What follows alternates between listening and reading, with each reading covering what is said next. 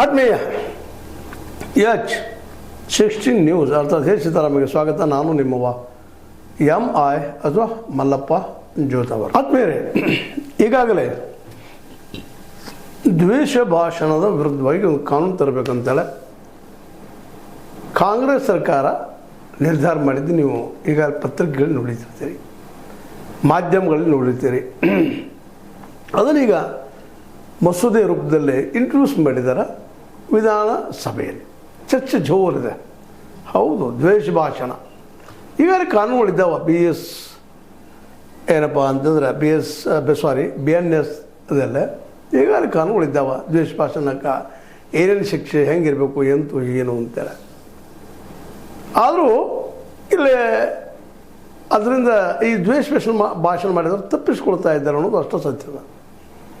ಹೌದು, 19 ಅಡಿಯಲ್ಲೇ ನಮಗೆ ವಾಕ್ ಸ್ವಾತಂತ್ರ್ಯದ, ಮಾತಾಡೋ ಹಕ್ಕದ, ಮಾತಾಡೋದು ನಮ್ಮೆಲ್ಲರ ಹಕ್ಕು ಸರಿ. ಆದರೆ ಅದೇ ಕಾಲಕ್ಕೆ ನಾವು ಸರಿಯಾಗಿ ಕರ್ತವ್ಯಗಳನ್ನು ತಿಳ್ಕೊಂಡು ಆ ಹಕ್ಕುಗಳನ್ನು ಉಪಯೋಗ ಮಾಡಿದರೆ ಇವತ್ತು ಈ ದ್ವೇಷ ಭಾಷಣದ ಮಸೂದೆ ತರೋ ಅವಶ್ಯಕತೆ ಬರ್ತಿರಲಿಲ್ಲ ಅನ್ನೋದು ಅಷ್ಟು ಸತ್ಯದ. ಯಾಕಂದರೆ ಈ ಮೊದಲ ಇರಲಿಲ್ಲ. ನಮ್ಮ R ಅಶೋಕ್ ಅವರು ಇದ್ರ ಬಗ್ಗೆ ಮಾತಾಡ್ತಾ ಈಗಾಗಲೇ ಆಲ್ರೆಡಿ ನಮ್ಮ ಗೃಹ ಸಚಿವರು ಡಾಕ್ಟರ್ ಪರಮೇಶ್ವರ್ ಅವರು ಅದನ್ನು ಮಂಡನೆ ಮಾಡಿದ್ದಾರೆ ಈಗ ಮಸೂದೆಯನ್ನು. ಅಲ್ಲಿ ಕೆಲವೊಂದಿಷ್ಟೇನೋ ಅವರು ತಮ್ಮದೇ ಕಾಲಮ್ಗಳನ್ನು ಮಾಡಿ ಹೇಳಿದ್ದಾರೆ. ಹೌದು, ಡಿಕ್ಟೇಟರ್ ಆಗಬಾರ್ದು ಯಾವುದೇ.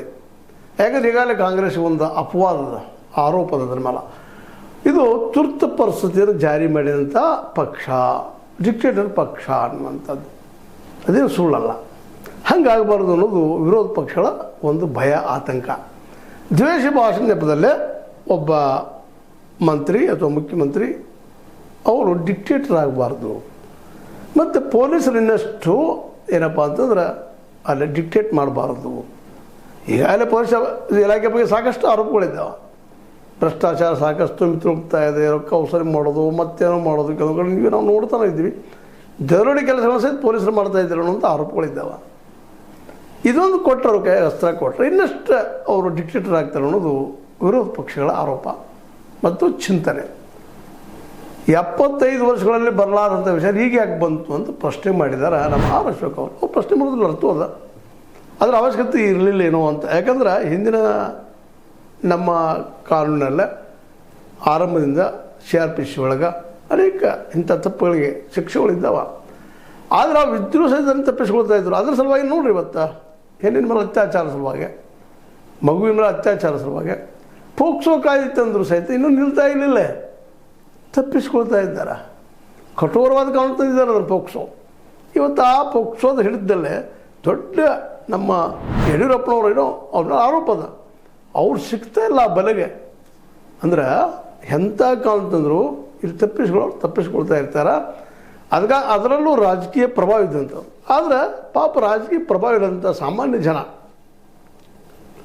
ಸಹಜವಾಗಿ ಇದ್ರಲ್ಲಿ ಸಿಕ್ಕಾಕೊಳ್ತಾರೆ, ಶಿಕ್ಷೆ ಅನುಭವಿಸ್ತಾರೆ. ಸರಿ ಐತೆ ಆ ಮಾತನ್ನು. ಅದು ದೊಡ್ಡ ದಿಮಗಳು ತಪ್ಪಿಸ್ಕೊಳ್ತಾ ಇರ್ತಾವೆ. ಇದು ತಂದರೆ ಏನು ನಾಳೆ ಸಿಗ್ತದೆ. ಈಗ ನಿರ್ಭಯ ತೊಗೊಂಡು ಬಂದರು. ಮೊದಲು ಇತ್ತು ಕಾನೂನು ನಮ್ಮಲ್ಲ. ನಿರ್ಭಯ ತಂದ ಮೇಲೆ ಎಷ್ಟು ಜನಕ್ಕೆ ಶಿಕ್ಷೆ ಆಗ್ಯದ, ಜನಸಾಮಾನ್ಯರಿಗೆ ಆಗ್ಯದ. ಅದು ದೊಡ್ಡ ಚೇರದಲ್ಲಿ ಕೊಡ್ತಂಥ ದೊಡ್ಡ ವ್ಯಕ್ತಿಗಳಿಗೆ, ದೊಡ್ಡ ಅಧಿಕಾರಿಗಳಿಗೆ ಎಷ್ಟು ಮಟ್ಟಿಗೆ ಅದು ಆಗ್ಯದಪ್ಪ ಅಪ್ಲೈ ಇದು. ಅದಕ್ಕೆ ಕಠೋರವಾದ ಕಾನೂನು ಬೇಕಾಗಿದೆ ಇವತ್ತು ದ್ವೇಷ ಭಾಷಣ. ಅದು ದ್ವೇಷ ಭಾಷಣ ಈ 11 ವರ್ಷಗಳಲ್ಲಿ ಮೋದಿಯವ್ರ ಸರ್ಕಾರ ಬಂದ ಮೇಲೆ ಯಾವ ರೀತಿ ಬೆಳೆದದಪ್ಪ ಅಂದ್ರೆ ಮಾಬ್ ಲಿಂಚಿಂಗ್ ಆಗಿರ್ಬೋದು, ಬುಲ್ಡೋಜರ್ ಸಂಸ್ಕೃತಿ ಆಗಿರ್ಬೋದು. ಬುಲ್ಡೋಜರ್ ಧಡನ ಹೆಚ್ಚಿ ಬಿಡೋದಪ್ಪ, ಕೋರ್ಟ್ ಆರ್ಡರ್ ಇದ್ದು ಹೆಚ್ಚಿ ಬಿಡುವಂಥದ್ದು, ಕೆಡವಿಗುವಂಥದ್ದು ನಾವು ಘಟನೆಗಳನ್ನು ಉತ್ತರ ಪ್ರದೇಶದಲ್ಲೇ, ಹರಿಯಾಣದಲ್ಲೇ, ಉತ್ತರ ಭಾರತ ಬಹಳಷ್ಟು ರಾಜ್ಯಗಳಲ್ಲಿ ನೋಡ್ತಾ ಇದ್ವಿ. ಇವತ್ತು ನಾವು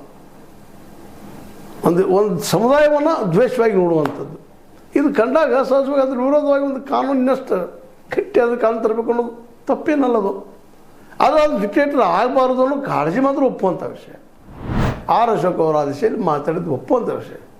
ಅದು ಇನ್ನೊಂದು ಡಿಕ್ಟೇಟರ್ ಆಗಬಾರ್ದು ಅಂತ. ಹಾಗಾದ್ರೆ ಏನು ಮಾಡಬೇಕು ಅದನ್ನು ಚರ್ಚೆ ಮಾಡುವಂಥದ್ದು. ಈಗ ತಂದಿದ್ದಾರೆ 11 ವರ್ಷದಿಂದ ಮಾಬ್ ಲಿಂಚಿಂಗ್ ಹೇಳಿದೆ ನಿಮಗೆ. ಲವ್ ಜಿಹಾದ, ಮಾಬ್ ಲಿಂಚಿಂಗ್ ಆಗಿರ್ಬೋದು, ಅದ್ರ ಜೊತೆಗೆ ಮರ್ಯಾದಾ ಹತ್ಯೆ, ಇಂಥವೆಲ್ಲ ಅನೇಕ ಘಟನೆಗಳು ನಡೀತಾ ಇದ್ದಾವೆ. ಇನ್ನೂ ಹೆಚ್ಚಾಗ್ತದೆ, ಕಡಿಮೆ ಆಗ್ತಾ ಇಲ್ಲ. ಅಂಥದ್ರ ಮೇಲೆಲ್ಲ ಕಂಟ್ರೋಲ್ ತರಿಸುವಾಗ ಅದ್ರಾಗ ಹಿಂದೂ ಮುಸ್ಲಿಂ ದ್ವೇಷ ಭಾಷಣ ಅಂತ ಇವತ್ತು ಜೋರದ. ನಮಗೆ ಸ್ವಾತಂತ್ರ್ಯದಪ್ಪ ಮಾತಾಡೋ ಸ್ವಾತಂತ್ರ್ಯ ಏನು ಬೇಕಾದ ಬಾಯಿಗೆ ಬಂದಿದ್ದು ಮಾತಾಡೋದು ನಾವು ನೋಡ್ತಾ ಇದ್ದೀವಿ. ಕಿಚ್ಚು ಹಾಕೋದನ್ನು ನೋಡ್ತಾ ಇದ್ವಿ, ಜಗಳ ಹಚ್ಚೋದನ್ನು ನೋಡ್ತಾ ಇದ್ವಿ, ಸದಾ ದ್ವೇಷ ಭಾಷಣದಿಂದ ಜನರಲ್ಲಿ ನೆಮ್ಮದಿಯನ್ನು ಹಾಳು ಮಾಡೋದು ನೋಡ್ತಾ ಇದ್ವಿ. ಆದ್ರೆ ಏನು ತಕರಾರು ಇಲ್ಲ, ನಿಮ್ಗೆ ಅಧಿಕಾರ ಕೊಟ್ಟಿದ್ದಾರೆ, ಈಗ 11 ವರ್ಷದಿಂದ ಆಳ್ತಾನೆ ಇದ್ದೀರಿ, ಇನ್ನೂ ಆಡ್ರಿ, ಏನು ತಪ್ಪಿಲ್ಲ. ಆದ್ರೆ ದ್ವೇಷ ಭಾಷಣದಿಂದ ಕೆಲವು ಸಮುದಾಯಕ್ಕೆ ಹೊಡೆದು ಬೀಳ್ತಾ ಇರೋದನ್ನು ಇಲ್ಲಿ ನೀವು ಅನ್ಬೋದು. ಇದು ಏನಪ್ಪ ಅಂತಂದ್ರೆ ಇದು ಒಂದು ರೀತಿಯಿಂದ ಏನಪ್ಪ ಅಲ್ಪ ಸಂಖ್ಯಾತರನ್ನ ಪ್ಲೀಸ್ ಮಾಡುವಂಥದ್ದು ಅನ್ನುವಂಥದ್ದು ನೀವು ಆರೋಪ ಮಾಡ್ತೀರಿ. ಮಾಡ್ರಿ, ಏನು ತಪ್ಪಿಲ್ಲ.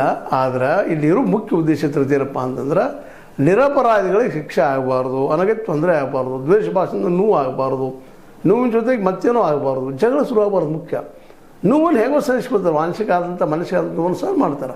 ಅದು ಶರೀರಕ್ಕೆ ಮತ್ತೆ ಅದಕ್ಕೂ ಆಗಿದ್ದು ಆ ದ್ವೇಷ ಭಾಷೆ ಜಗಳತ್ತೆ ಏನೋ ಒಂದು ಜನ ಆ ಭಾಗದಲ್ಲಿ ಈ ಭಾಗದಲ್ಲಿ ಸತ್ರ ಆ ಮನೆತನಗಳು ಆ ಕುಟುಂಬಗಳು ಎಷ್ಟು ತೊಂದರೆ ಅನುಭವಿಸ್ತಾವೆ ಅನ್ನೋದನ್ನು ನಾವು ಗಮನಿಸಿ ಈ ನಿರ್ಧಾರಕ್ಕೆ ಬರಬೇಕಾಗಿದೆ. ಈ ದಿಸೆಯಲ್ಲೇ ಇವತ್ತೇನು ದ್ವೇಷ ಭಾಷಣ ಸಲುವಾಗಿ ಮಸೂದೆ ಅಂತಂದಿದ್ದಾರೆ, ಇದು ಚರ್ಚೆ ಆಗಲಿ, ಇನ್ನೂ ದಿನಗಳ ಚರ್ಚೆ ಆಗಲಿ, ಚರ್ಚೆ ಆದಮೇಲೆ ಅದು ಪಾಸ್ ಆಗಲಿ ಈ ಒಂದು ಶಾಸನಸಭೆಯಿಂದ. ನಂತರ ವಿಧಾನ ಪರಿಷತ್ತಲ್ಲೇ ಅದರ ನಂತರ ಮತ್ತು ರಾಜ್ಯಪಾಲರು ಇದ್ದಾರೆ. ಅದರಲ್ಲೂ ಇದು ಕಾಂಗ್ರೆಸ್ ಸರ್ಕಾರ ದ್ವೇಷ ಭಾಷಣದ ಕಾನೂನು ಅಂತಂದರೆ ಎಲ್ಲರೂ ಸೂಕ್ಷ್ಮ ಕಣ್ಣಿಂದ ನೋಡ್ತಾರೆ, ಅದರಲ್ಲಿ ದೋಷಗಳು ಹುಡುಕ್ಲಿಕ್ಕೆ ಪ್ರಯತ್ನ ಮಾಡ್ತಾರೆ. ಅದು ಈಗಾಗಲೇ ಅದು ಕೆಟ್ಟ ಹೆಸರು, ಅದು ಹೌದಪ್ಪ.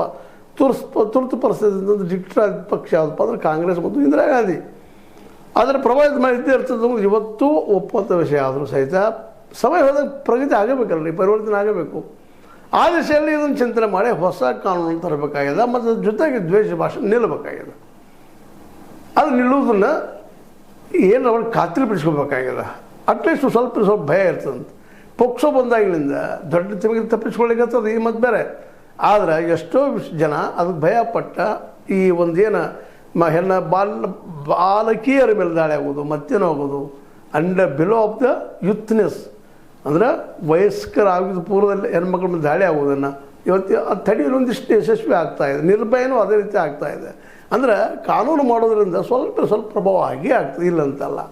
ಆ ದಿಶೆಯಲ್ಲಿ ದ್ವೇಷ ಭಾಷೆಯನ್ನು ಕಂಟ್ರೋಲ್ ಮಾಡಿಸೋವಾಗ ಏನು ತಂದಿದ್ದಾರೆ, ಇವತ್ತೇನು ಇಂಟ್ರೊಡ್ಯೂಸ್ ಮಾಡಿದ್ದಾರೆ, ಅದನ್ನು ಕೇವಲ ರಾಜಕೀಯ ನೆಲೆಗಟ್ಟಿನಲ್ಲಿ ಮಾತ್ರ ನೋಡೋದ. ಹೌದಪ್ಪ ಇದು ನಡೆದದು ಇಲ್ಲೋ ಸತ್ಯ ಅನ್ನೋದ್ರ ಬಗ್ಗೆ. ಇಲ್ಲಪ್ಪ ಇವರು ಕಾಂಗ್ರೆಸ್ ಅವ್ರು ತಂದಾರ, ಪ್ರತಿಯೊಂದರಲ್ಲಿ BJP ವಿರೋಧ ತರ್ತಾ ಇರ್ತಾರೆ, ಹಾಗೆ ವಿಚಾರ ಮಾಡೋ ಪ್ರಶ್ನೆ ಇಲ್ಲ. ನೀವು ಹೇಳಿದ್ದು ಬರ್ಬಾರ್ದು ಆರ್ ಅಶೋಕ್ ಅವರು. ಇಲ್ಲ, ಇವತ್ತು ನೀವು ನಮ್ಮ ಗುರಿ ತರ್ತಾ ಇದ್ದೀರಿ, ನಾಳೆ ನಿಮಗೆ ವೈರಿ ಆಗ್ಬೋದು ಅಂತೇಳಿ.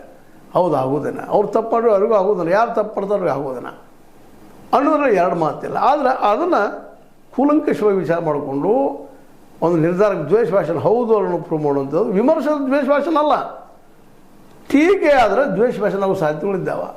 ವಿಮರ್ಶೆ ಸಹಜದ ಅದಲ್ಲ, ಅದು ನಾವು ಪ್ರೂವ್ ಮಾಡ್ಬೋದು. ಮತ್ತು ಅದಕ್ಕೆ ಜಾಮೀನಿಲ್ಲ, ಮತ್ತು ಕೆಲವು ಕಾನೂನು ಮಾಡಿದ್ದಾರೆ, ಈಗ ಇಂಟ್ರೊಡ್ಯೂಸ್ ಮಾಡಿದ್ದಾರೆ.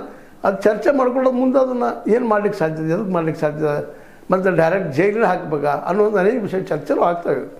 ಆರಂಭಂತಿ ಆಗಿದೆ ದ್ವೇಷ ಭಾಷೆಗಳ ಮೇಲೆ ಆದಷ್ಟು ಒಂದು ಹೇಳುತ್ತೆ ಸಲುವಾಗಿ ಕರ್ನಾಟಕ ಸರ್ಕಾರ, ಅದರಲ್ಲೂ ನಮ್ಮ ಸಿದ್ದರಾಮಯ್ಯ ಸರ್ಕಾರ ಈ ದಿಶೆಯಲ್ಲಿ ಒಂದು ಒಳ್ಳೆಯ ಹೆಜ್ಜೆ ಅನ್ಬೋದಾಗಿದೆ. ಯಾಕಂದ್ರೆ ಪಾಪ ಈ ದ್ವೇಷ ಭಾಷೆಯಿಂದ ಎಷ್ಟೋ ಜನಕ್ಕೆ ಪೆಟ್ಟಾಗಿದೆ, ಜೀವಗಳು ಹೋಗಿದ್ದಾವೆ, ಅನೇಕ ತಮ್ಮ ಅಂಗವಿಕಲರಾಗಿದ್ದಾರೆ, ಏನೂ ನಡೆದವು. ಯಾಕಂದ್ರೆ ದಾಳಿಗಳಿಗೆ ಏನಾಗ್ತದೆ ಹೂ ನೌನಿಟ್.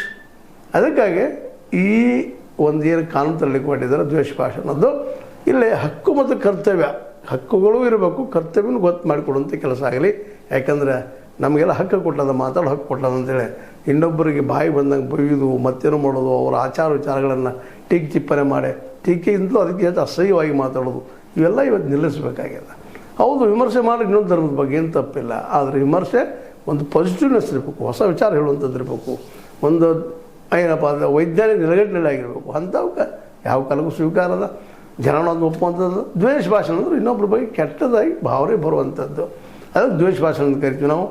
ಮತ್ತು ಅದರಲ್ಲೂ ಆ ಒಂದು ಇಡೀ ಸಮುದಾಯದ ಬಗ್ಗೆ ಒಂದು ಕೀಳರಿಮೆ ಬರುವಂಥ ಒಂದು ಭಾಷಣಗಳು ಇವು ಇಲ್ಲಿ ತಪ್ಪಬೇಕು ಅನ್ನೋದು ನಮ್ಮ ಏನು ಮೋಟಿವ್ ಅದ. ಅದು ಎಷ್ಟು ಮಟ್ಟಿಗೆ ಇದು ಯಶಸ್ವಿ ಆಗ್ತದೆ ಇದ್ರಾಗ ಹೇಳುವಲ್ಲೇ, ಮತ್ತು ವಿರೋಧಿಗಳನ್ನು ಒಪ್ಪಿಸುವಲ್ಲಿ ಎಷ್ಟು ಯಶಸ್ವಿ ಆಗ್ತದೆ. ಈಗಾಗಲೇ ಅಬ್ಸಲ್ಯೂಟ್ ಮೆಜಾರಿಟಿ ಅದ, ಶಾಸನಸಭೆಯಲ್ಲಿ ಪಾಸ್ ಆಗ್ತದೆ, ಪರಿಷತ್ದಲ್ಲಿ ದಾಟ್ಬೋದು. ಆದರೆ ರಾಜ್ಯಪಾಲರು ಯಾರವರು ಸೆಂಟ್ರಲ್ ಗೌರ್ಮೆಂಟ್ದವರ ಮುಂದೆ ಹೋಗ್ಲೂಬೋದು. ಕಾನೂನು ಆಗ್ತದಂತ ಗ್ಯಾರಂಟಿ ಹೇಳಲಿಕ್ಕೆ ಸಾಧ್ಯ ಇಲ್ಲ. ಆದರೆ ದ್ವೇಷ ಭಾಷೆನ ಕಂಟ್ರೋಲ್ ಮಾಡಬೇಕಾಗಿದೆ, ಅನಿವಾರ್ಯದ. ಆ ದಿಶೆಯಲ್ಲಿ ಹೆಜ್ಜೆ ಇಟ್ಟಿದ್ದು ಸ್ತುತ್ಯಾರ. ಅದೇ ಕಾಲಕ್ಕೆ ಅದು ನಿರಪರಾಧಿಗಳಿಗೆ ಪೆಟ್ಟು ಕೊಡುವಂಗೆ ಆಗಬಾರ್ದು. ಇದು ಭಾಳ ಎಚ್ಚರಿಕೆಯಿಂದ ಈ ಕಾನೂನು ಮಾಡಬೇಕಾಗಿದೆ ಅಂತ ಹೇಳ್ತಾ, ಹೌದು ದ್ವೇಷ ಭಾಷಣ ಅಂತ ಆಗಬೇಕು. ಅಸಂವಿಧಾನಿಕ ಪದಗಳನ್ನು ಪ್ರಯೋಗ ಮಾಡೋದನ್ನು ನಿಲ್ಲಿಸಲೇಬೇಕು. ಇವೆಲ್ಲರೂ ಇವತ್ತು ಬೇಕಾದಂಥದ್ದು. ಯಾಕಂದ್ರೆ ನಾವು ಕೂಡಿ ಬದುಕಬೇಕಾಗಿದೆ, ಭಾರತವನ್ನು ಕಟ್ಟಬೇಕಾಗಿದೆ, ಭವ್ಯ ಭಾರತವನ್ನು ಕಟ್ಟಬೇಕಾಗಿದೆ. ಅಲ್ಲಿ ದ್ವೇಷ, ಅಸೂಯೆ, ಸಣ್ಣತನ ಬಿಡಬೇಕಾಗಿದೆ ಅಂತ ಹೇಳ್ತಾ ಅಡ್ಡಿಲ್ಲ. ಕೊನೆಗೆ ಅದನ್ನು ಇಂಟ್ರೊಡ್ಯೂಸ್ ಮಾಡಿದ್ದಾರೆ, ಏನಾಕೈತೆ ನೋಡೋಣ ಮುಂದಿನ ಅಂತ ಹೇಳ್ತಾ ಇದ್ರ ಬಗ್ಗೆ ನೀವು ಚಿಂತನೆ ಮಾಡಿರಿ. ದ್ವೇಷ ಭಾಷಣ ಬೇಕೋ ಬೇಡವೋ, ಬೇಕಾದ್ರೆ ಬೇಕಂತ ಹೇಳ್ರಿ, ಬೇಡಾದ್ರೆ ಬೇಡ ಅಂತ ಹೇಳ್ರಿ, ಅದು ಮಾಡೋದ್ರಿಂದ ಆಗ ದುಷ್ಪರಿಣಾಮಗಳೇನು ಅದು ಚರ್ಚೆ ಮಾಡ್ತೀನಿ ಅಂತ ಹೇಳ್ತಾ ಇದು ನಿಮ್ಮ ಲೈಕ್ ಆಗಿರ್ಬೋದು. ಲೈಕ್ ಮಾಡಿ, ಶೇರ್ ಮಾಡಿ, ಕಾಮೆಂಟ್ ಮಾಡಿ, ಜೊತೆಗೆ ಸಬ್ಸ್ಕ್ರೈಬ್ ಮಾಡಿ. H16 ನ್ಯೂಸ್ ಅರ್ಥ ಸೇರಿಸಿದ್ದಾಗಿದ್ದು ಸತ್ಯದ ಕೈಗೆ ನೋಡಿ ವಂದನೆಗಳು.